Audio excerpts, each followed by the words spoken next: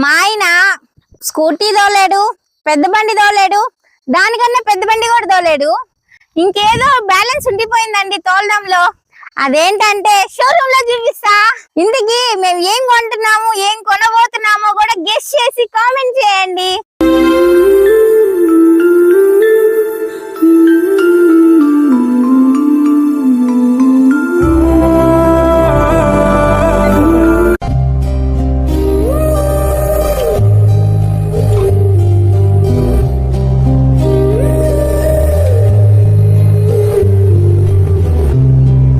ముందైతే ఒకటి చెప్పండి, మనల్ని ఎవరైనా కావాలని రెచ్చగొడితే మనం రెచ్చిపోవాలా లేక సమయస్ఫూర్తిగా మాట్లాడాలా?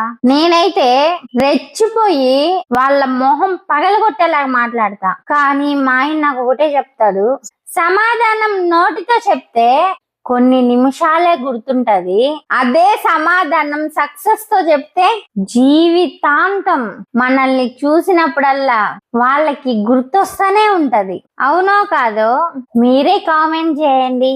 జీవితంలో ఎంత ఎదిగినా మనము ఎక్కడి నుంచి మొదలయ్యామో మర్చిపోకూడదు అంటారు పెద్దలు. కానీ కాలం గడిచే కొద్దీ వస్తువులు పాతబడడం, మన ఆలోచనలు కొత్తగా ఆలోచించడం ఆటోమేటిక్ గా జరిగిపోతూ ఉంటాయి. హాయ్ ఫ్రెండ్స్, ఈ రోజు మీతో చాలా రోజులుగా నా మనసులో దాచుకున్న కొన్ని మాటలు మీతో పంచుకోవాలనుకుంటున్నాను. అసలు విషయానికి వస్తే ఒకసారి బండిని మొత్తం చూడండి, ఒకసారి ఎలా ఉందో.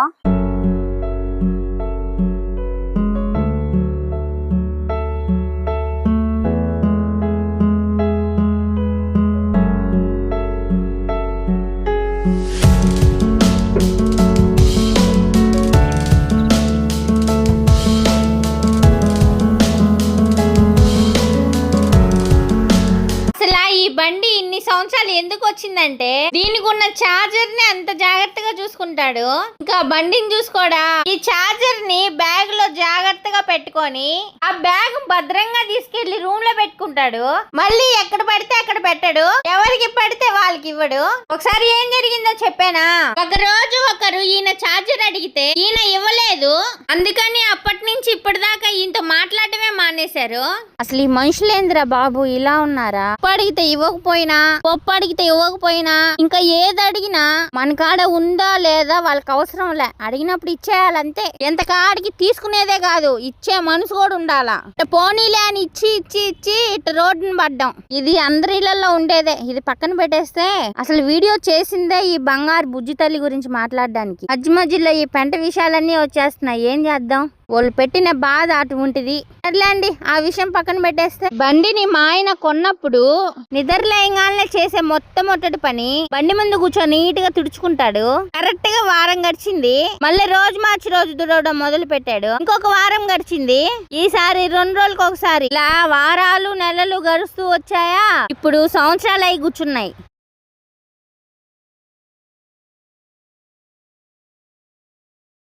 కానీ మా ఆయన ఏ రోజు బండి కాడ కూర్చోలేదు. బండికి కూడా కోపం వచ్చినట్టుంది మా ఆయన పైన. ఒరే, నువ్వు ఇష్ట ప్రకారం వాడుకుంటావు, నన్ను శుభ్రం చేయడానికి మాత్రం నీకు ఓపిక రాదా అని మనసులో బాగా గట్టిగా అనుకున్నట్టుంది. దెబ్బకి బండి పని చేయడమే ఆపేసింది. నాకు డౌట్ వచ్చి కొన్నేళ్ల క్రితం అడిగాను ఆయన్ని, ఏమి ఆ బండి కొన్నప్పుడు ప్రతిరోజు తుడుస్తా ఉండేవాడివి? ఆయన చెప్పిన సమాధానంలో తప్పులేదనిపించింది నాకు. ఆ బండికి ముందు డోమ్ ఇరిగిపోయింది, పార్ట్ కాడ కూడా ఇరిగిపోయింది, బ్యాక్ సైడ్ రైట్ సైడ్ కూడా ఇరిగిపోయింది. అవన్నీ వేయించుకోవడం పెద్ద సమస్య కాదు ఆయనకి. కానీ ఆ బండి కంపెనీ ఎప్పుడో ఎత్తేసినారు, దానివల్ల బండికి ఏమీ చేపిలేకపోయాను అని చెప్పాడు. సరే వాటి సంగతి పక్కన పెట్టు, సరే బండి అయినా కడుక్కోవచ్చు కదయా అని అడిగితే, లక్కీ బండికి ఎక్కడ పడితే అక్కడ పగుళ్ళున్నాయి. గబక్కన నేను వాటర్ తో కడిగానే అనుకో, ఆ వాటర్ సెన్సార్ లోకి వెళ్ళి ఏమన్నా ప్రాబ్లం క్రియేట్ చేసింది అనుకో, ఈ అరాకొరా కూడా తిరగదు బండి. ఇప్పుడు కొత్తగా ఒక ప్రాబ్లం స్టార్ట్ అయింది. ఉన్నట్టుండి బండి ఆన్ చేసి స్టార్ట్ చేస్తే అసలు స్టార్ట్ అవ్వదు. తర్వాత డిక్కీ ఓపెన్ చేసి డిపి పిన్ మార్చుకుంటే తప్ప మళ్ళీ బండి కదలదు. ఇటువంటి పరిస్థితుల్లో బండి కడగాలో లేదో నువ్వే చెప్పులకి. ఆయన అలా చెప్పగానే ఒక్కసారిగా నాకు ఏమీ అర్థం కాలేదు. ఏం చెప్పాలో తెలియక కాసేపు నేను అలాగే ఉండిపోయాను. 5 years బ్యాక్ ఈ స్కూటర్ కొన్నప్పుడు మా ఇంట్లో అంతా ఇంత సంతోషం కాదు. అప్పట్లో పెద్ద పెద్ద కార్లు బైక్లు కొనేంత సీన్ అయితే లేదు మాకు. ఇప్పుడు కూడా లేదనుకోండి, అది వేరే విషయం. ఎండైనా వానైనా ఇప్పుడు మమ్మల్ని ఇబ్బంది పెట్టలేదు. మేము ఎక్కడికి వెళ్ళాలన్నా మాకు తోడుగా వస్తూ ఉండేది. ఇలాంటి మనుషుల్లాగా నడి రోడ్డు పైన ఎప్పుడు వదలలేదు. నిజం చెప్పాలంటే మొన్నటి దాకా కూడా బాగునింది బండి. ఒకసారి ఉన్నట్టుండి బ్యాక్ టైర్ పంచర్ అయింది. సరే పంచర్ అయితే వేపించుకున్నాము, కానీ ప్రతిరోజు గాలి తగ్గిపోయేది. లక్కీగా గొలగముడు పక్కనే కాబట్టి గాలి పట్టించుకోవడానికి అక్కడ దాకా వచ్చేసేది. ప్రతిసారి గాలి కొట్టించుకోవడం, పంచర్ చెక్ చేయించుకోవడం. తీరా చూస్తే పంచర్ అయితే అసలు అయ్యేదే కాదు. అసలు ఇట్ట కాదురా సామి అనేసి నెల్లూరుకి వెళ్ళి అక్కడ పంచర్ చెక్ చేపిస్తే అక్కడ కూడా పంచర్ లేదు. మళ్ళీ మెకానిక్ షాప్ కాడికి వచ్చి చూస్తే టైర్ కి సరిగా రిమ్ కు ఫిట్ కాలేదని చెప్పాడు. ఇంకేం చేస్తాం, మళ్ళీ రిపేర్ చేయని చెప్పాము. ఇంచుమించు 1.5 గంట కష్టపడితే ఆయన చెప్పిన మాట ఏంటంటే టైరు సెట్ కావట్లేదక్క, కొత్త టైర్ తెచ్చుకోమని చెప్పాడు. ఇంకేం చేస్తాం, మార్పించుకొని వచ్చేసరికి ఈ టైం అయింది. కాలంతో పాటు అన్ని మారిపోతాయి. మా బండికి కూడా వయసు అయిపోయింది అనుకుంటా. మొన్నే మెకానిక్ దగ్గరికి వెళ్ళేసి వచ్చింది.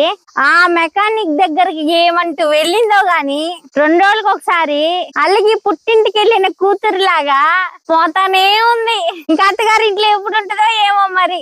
అదంతా ఒక బాధ అయితే, సూటిపాటి మాటలతో ఇబ్బంది పెట్టే వాళ్ళు కొంతమంది. అసలు వాళ్ళనే మాటలు ఎలా ఉంటాయో చూడండి. వీళ్ళు యూట్యూబర్స్ కదా, ఏంటి డొక్కు బండ్లో తిరుగుతున్నారు, అన్ని లక్షలు యూట్యూబ్ లో వస్తున్నాయి కదా, కొత్త బండి కొనుక్కోవచ్చు కదా అని అంటా ఉంటారండి. అసలు మీ బాధ ఏంది? ఏ రోజైనా రూపాయి కోసం మీ దగ్గరకు వచ్చామా? ఒక పూట అన్నం పెట్టమని అడిగామా? ఏ రోజైనా బండి మని అడిగామా? ఏం మీకు అంత రోగం? మేము ఏ బండి వాడితే మీకేమి? ఎందుకని ఎవరు ఏ బండి వాడుతున్నారు, ఎక్కడికి పోతున్నారు, ఏం చేస్తున్నారు అని మీ టైం వేస్ట్ చేసుకోకండి. ఎప్పుడు ఒకరిని బాధించే విధంగా మనం మాట్లాడే మాటలు ఉండకూడదు. వీలైతే సహాయం చెయ్యి, అది కూడా లేదా కాముగా ఉండు. అంతేగాని ఎత్తిపోటి మాటలతో బాధ పెట్టద్దు. మీ గుండెల మీద చేసుకొని చెప్పండి, మేము ఏ రోజైనా అలా మాట్లాడుంటామా?